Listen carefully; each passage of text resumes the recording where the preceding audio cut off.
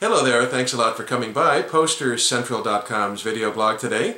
I'm Pete Howard, and boy, is this an early piece of San Francisco psychedelic rock history, huh? Look at this, the second organized family dog dance in the winter of 65-66, not counting the previous three that I've already blogged.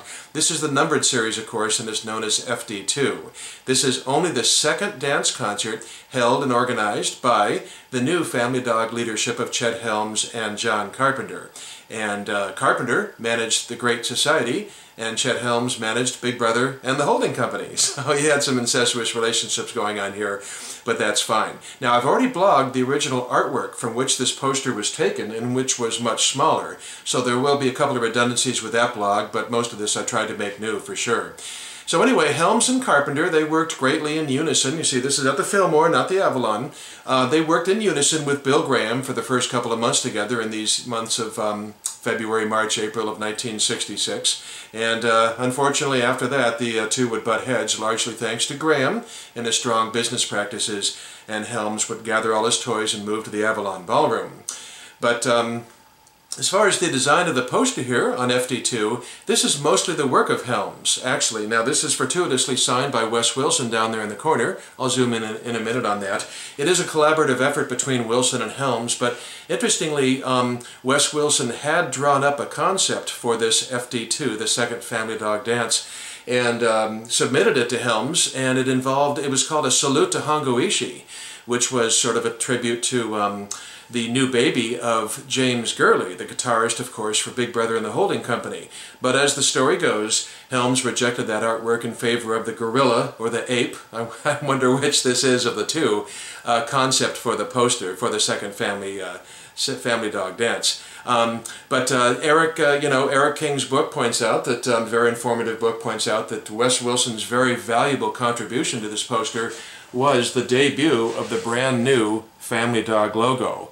This did not appear in its entirety on the first FD1, a tribal stomp. So here you have it, and get in a little bit closer, and I figured it was worth showing it to you because this is, one of the first few hundred times this logo was ever printed. And if you think about it, if you count reprints and books and everything, it's, been printed hundreds of thousands or millions of times, and this is one of the first few hundred because this is a first printing of the first poster to use that. And that's why it's really extra nice as well to have Wes's signature, there we go, in pencil on the bottom of the poster. So that's really a nice, sweet cross thing here with this poster, with the King Kong Memorial Dance. I'm surprised I have not said those words yet. So interestingly enough, the Family Dog organization went from a tribal stomp, FD1, the first poster, to King Kong Memorial Dance, after bypassing a salute to Hongo-ishi, and I just figure all of those were sort of like Helms and Carpenter following up with the original Family Dog's vision of having their tributes to Dr. Strange, Ming the Merciless, and Sparkle Plenty, not in that order,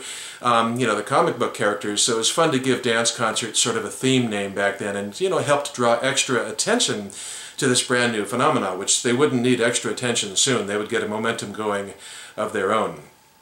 Interestingly, positioned in San Fran dance rock history, Bill Graham's first organized Fillmore numbered series dance rock concert, the Jefferson Airplane, was 3 weeks prior to this, 3 weekends, and his second one, the Batman poster, was 3 weeks after this, and so this is snugly positioned right between those two Bill Graham events. Those are in the numbered series. He probably did a thing or two outside of the numbered series.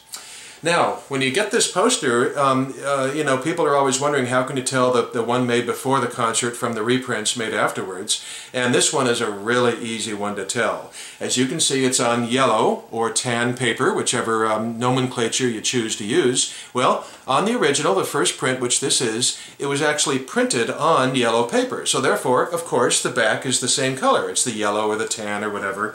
On the reprints, they used white paper and just printed the yellow color on it, and so therefore on the reprints the back is white. And there's another way to tell also. On the original, down below the artwork there where Wes Wilson signed, there's absolutely nothing. But on the reprint, there's Family Dog information in fine print here, and there's 2-2 over here, meaning of course the second printing of FD2, the second poster. So this one's very easy to tell the original from the repros.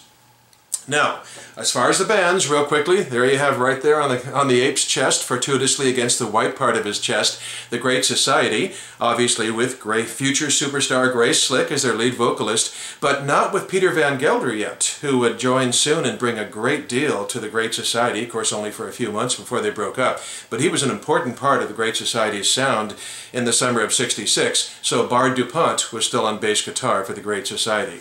Interestingly enough, this very month, I love it when things like this happen, February of 1966, the Great Society had their only record released, single or album, and it was a single on North Beach Records, a subsidiary of Autumn Records, Tom Donahue's label, and that would of course be Someone to Love, back with Free Advice. And it went, you know, nowhere, and we all know now in hindsight, of course, it was the plodding version, if you will, of Someone to Love, before the Airplane got hold of it with Jerry Garcia's advice and made it an up-tempo anthem for the Summer of Love the next year.